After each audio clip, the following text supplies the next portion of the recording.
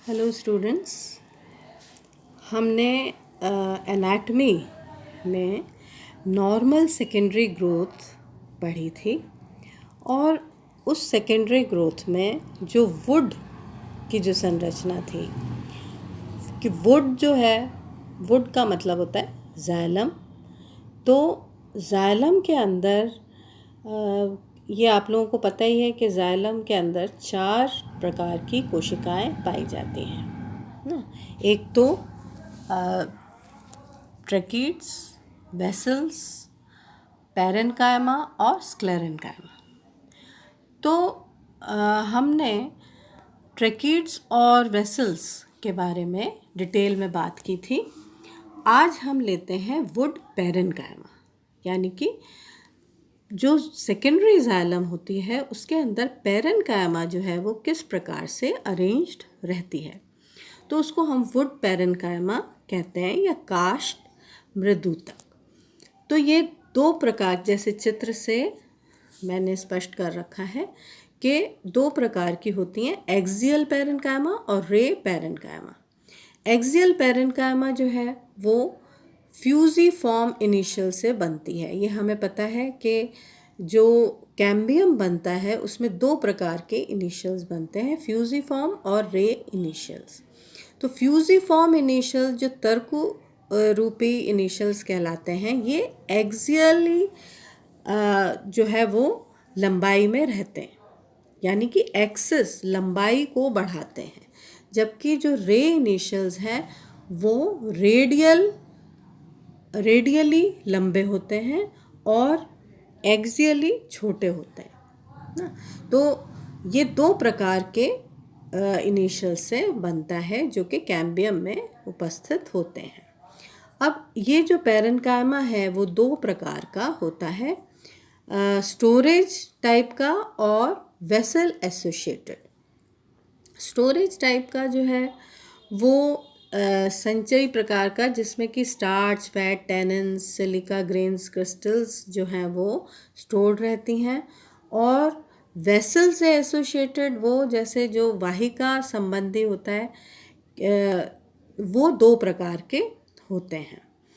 अब इसमें जो 2 प्रकार के जो पैरेन्काइमा हैं वो एपोट्रैकियल और पैराट्रैकियल होते हैं। एपोट्रैकियल फिर 2 भागों में हम विभाजित कर सकते हैं, और टर्मिनल और डिफ्यूज़। जैसे कि टर्मिनल जो है वो यानी कि शीर्ष पे पाया जाता है, फॉर एग्जांपल मैग्नोलिया और सैलिक्स, और डिफ्यूज़ प्रकार का जो कि मैलस और क्वेरकस में पाया जाता है। पैराट्रैकियल जो परावाहिकीय हैं ये एसर में दिखाई देता है। अब यदि हम सेकेंडरी वुड का रेडियल सिस्टम देखें, जैसे जिसको हम आर्य कहते हैं, तो वो रे से बने होते हैं, रे इनिशियल से। और ये रे जो है वो पैरेन्काइमेटस बैंड्स होते हैं, जो कि अगर हम इसको टीएस में देखें तो रेडियली लंबे इस प्रकार के दिखाई देते हैं। जैसे कि मैं आप लोगों को बताऊं कि जैसे मान लीजिए ये टीएस है स्टेम का, तो हमें जो मेडुलरी रेज हैं वो इस प्रकार से ऐसे रेडिएटिंग दिखाई देती हैं बीच बीच में, मतलब जाइलम है और उसके बीच बीच में ये इस प्रकार से रेज ये दिखाई देती है। तो इनको हम रेडियल सिस्टम कहते हैं जो फ्लोएम से बने होते हैं। ये सेकेंडरी फ्लोएम में भी पाए जाते हैं, और बेसिकली ये जो होते हैं कैम्बियम के वो सेल से बनते हैं जो आइसोडायमेट्रिक सेल्स होती हैं। रे इनिशियल जो है वो आइसोडायमेट्रिक यानी कि गोलाकार हम कह सकते हैं उनको, ये होती हैं। और ये फ्लोएम में भी इस प्रकार की रेज पाई जाती हैं और सेकेंडरी जाइलम में भी पाई जाती हैं, और ये लिविंग सेल्स होती हैं, और ये एक प्रकार का नेटवर्क बना लेती हैं। क्योंकि जो जाइलम, सेकेंडरी जाइलम है वो डेड सेल्स होती हैं, है ना, पर उनको क्रिया करने के लिए जो है एसोसिएटेड जो एसेसरी सेल्स हैं वो ये सेल्स होती हैं पैरेनकाइमेटस सेल्स, जो कि transportation of food and water दोनों का ही काम इसमें करती हैं। अब ये तो हमने देखा कि वुड की क्या संरचना होती है, सेकेंडरी वुड की। अब हम लेते हैं सेकेंडरी फ्लोएम। तो सेकेंडरी फ्लोएम जो है वो कम बनती है, और फ्लोएम की ये विशेषता है कि जो भी फ्लोएम बनती है तो वो शॉर्ट लिव्ड होती है। जैसे अंदर जो जाइलम बनता है वो तो जाइलम जो है वो ओवर द ईयर्स इकट्ठा होता रहता है, जबकि फ्लोएम जो बाहर की तरफ बनता है वो थोड़े 1 या 2 साल मैक्सिमम रहता है, उसके बाद फिर वो विदर अवे हो जाता है, डिसइंटीग्रेट हो जाता है, या हम ये कह सकते हैं कि ये बार्क में परिवर्तित हो जाता है ये कोशिकाएं जो है। तो सेकेंडरी फ्लोएम की जो बाहरी लेयर है वो बहुत ही पतली रहती है। ये जो है ये भी एक्सियल और रेडियल सिस्टम होता है, इसमें भी सेकेंडरी फ्लोएम में भी। तो एक्सियल जो है वो लॉन्गिट्यूडनल सिस्टम है, रेडियल जो है वो हॉरिजॉन्टल सिस्टम है। एक्सियल सिस्टम जो है उसमें sieve tube, sieve cells, phloem parenchyma, sclereids और कंपेनियन सेल्स, ये सारी सेल्स पाई जाती हैं। और जो रेडियल या हॉरिजॉन्टल सिस्टम है इसमें फ्लोएम, रे पैरेन्काइमा जो कि रे इनिशियल से बनता है, और इसके अंदर भी क्रिस्टल्स और स्क्लेरिडियल और लेसिटिफेरस सेल्स जो है वो पाई जाती हैं। तो इसके अंदर जैसे हमने देखा कि सीव ट्यूब्स, सीव सेल्स, ये हम इसके बारे में डिटेल में पढ़ चुके हैं कि किस प्रकार की कोशिकाएं होती हैं। एक बार रिवाइज कर लेते हैं कि सीव ट्यूब्स जो चालनी नालिका है ये लंबी जो है ट्यूब के जैसी लंबी होती हैं, जबकि सीव सेल्स जो है वो ज़्यादातर चौकोर होती हैं। फ्लोएम पैरेन्काइमा डिपेंड करता है कि ये फ्यूजिफॉर्म इनिशियल से है जैसे, तो ये लंबी सेल्स होती हैं। रेडियली जो है वो हॉरिजॉन्टली लंबी होती हैं, और वैसे लॉन्गिट्यूडनली कम होती हैं। फ्यूजिफॉर्म जो है वो एक्सियली लंबी होती हैं। और स्क्लेरिड्स ये भी पाई जाती हैं, जिसके अंदर जो है वो कैविटीज़ जो है वो भी पाई जाती हैं। लेसिटिफेरस टिश्यूज़ पाए जाते हैं जिसमें कि कार्बोहाइड्रेट्स, लिपिड्स, नाइट्रोजनस कंपाउंड्स आदि जो है वो स्टोर्ड रहते हैं। कंपेनियन सेल्स हमेशा सीव ट्यूब्स और सीव सेल्स से एसोसिएटेड रहती हैं, और ये आपको पता ही है कि जो सेकेंडरी ग्रोथ एंजियोस्पर्म्स की हम बात कर रहे हैं इसलिए यहाँ कंपेनियन सेल्स प्रेजेंट हैं, वरना ये जो जिम्नोस्पर्म्स होते हैं उनमें कंपेनियन सेल्स एब्सेंट होती हैं। हीविया ब्रेजिलेंसिस जो है, जो कि रबर प्लांट कहलाता है, इसमें प्रोटीन फाइब्रिल्स पाई जाती हैं, और ये ज़्यादातर जो है लेसिटिफेरस टिश्यूज से निकलता है। अब सेकेंडरी फ्लोएम के अंदर जैसे हमने बताया स्क्लेरेन्काइमा जो है वो भी होता है। तो इसमें भी 2 प्रकार के स्क्लेरेन्काइमा होते हैं। टेंजेंशियल बैंड्स जो पट्टी जैसा होता है, और स्कैटर्ड जैसे निकोटियाना और टेकोमा में पाया जाता है। जब इनएक्टिव होता है तो इसमें कैलोज प्लग्स जो हैं वो लग जाते हैं। अब ये कैलोज प्लग्स जो हैं वो क्या चीज़ है? कैलोज जो है वो एक प्रकार का कार्बोहाइड्रेट होता है, और ये बनता है जो पैरेन्काइमेटस सेल्स हैं वो प्लग जो है आउटग्रोथ्स कर देती हैं। जो पैरेन्काइमा जाइलम में एसोसिएटेड होती हैं तो एक आउटग्रोथ सी बन जाती है प्लग के जैसी, और वो ब्लॉक कर देती हैं। उसको जो ये होती हैं वेसल्स या ट्रेकीड्स होती हैं उनको ये, और ये आउटग्रोथ्स कहाँ से बनती हैं? जो जाइलम पैरेन्काइमा हो उससे। तो अब हम लेते हैं पेरिडर्म एंड रिलेटेड स्ट्रक्चर्स। जो पेरिडर्म या परिचर्म है ये कहाँ बनता है? ये बार कहलाता है।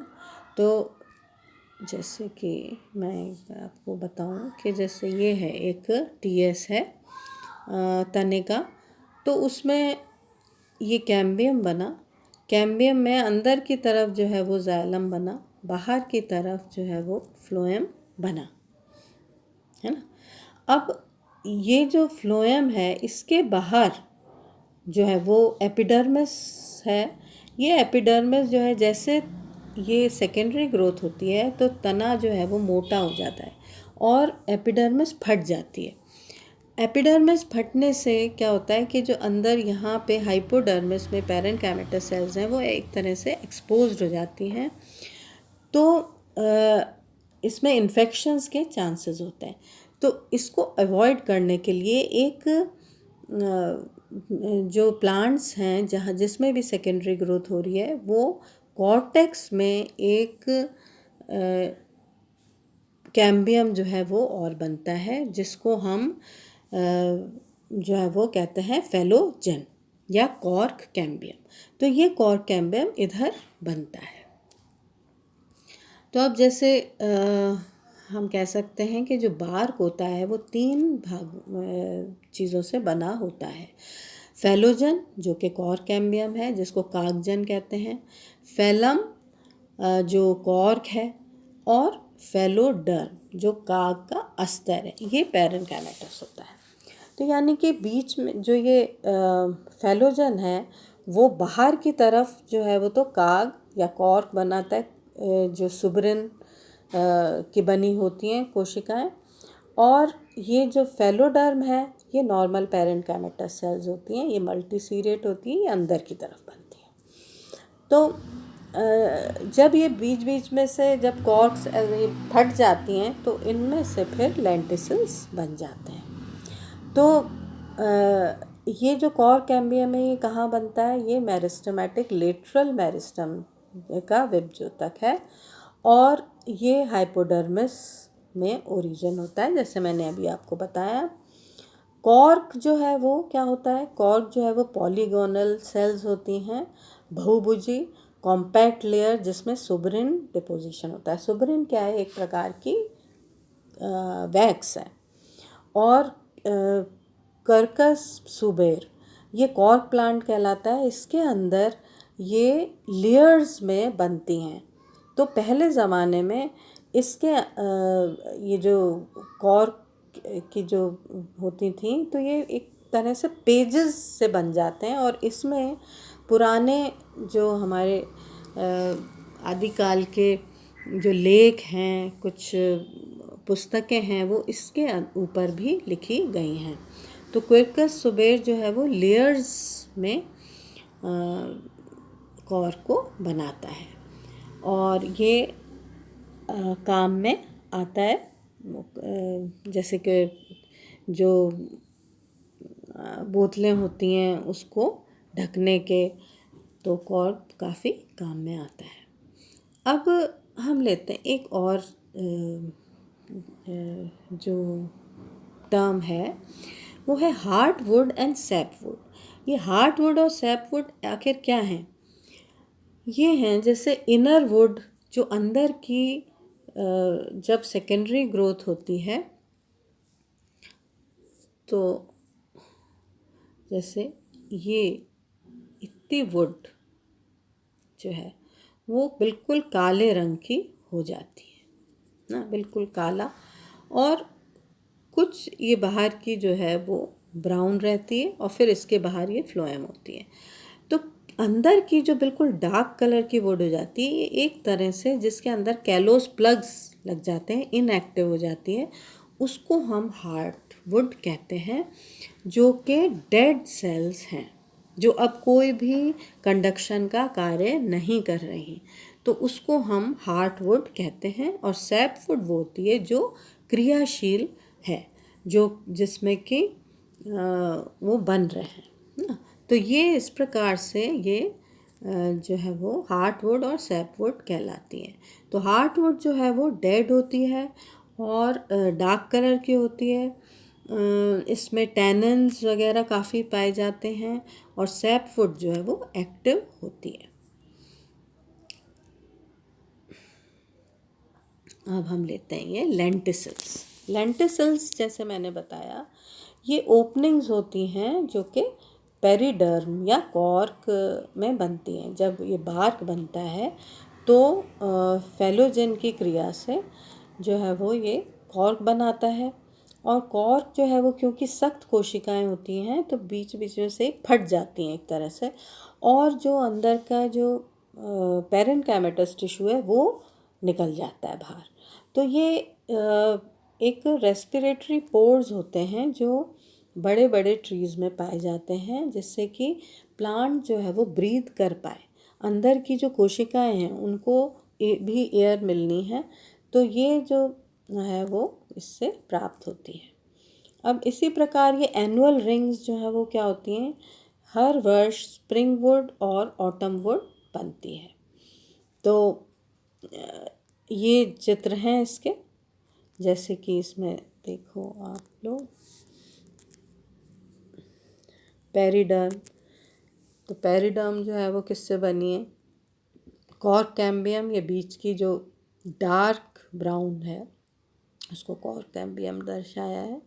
बाहर की तरफ कॉर्क सेल बन रही है, अंदर की तरफ फेलोडर्म। फेलोडर्म यानी कि पेरेन्काइमेटस कोशिकाएं। और फिर ये सख्त होती हैं, बीच बीच में उनसे एक्सपोज हो जाती हैं।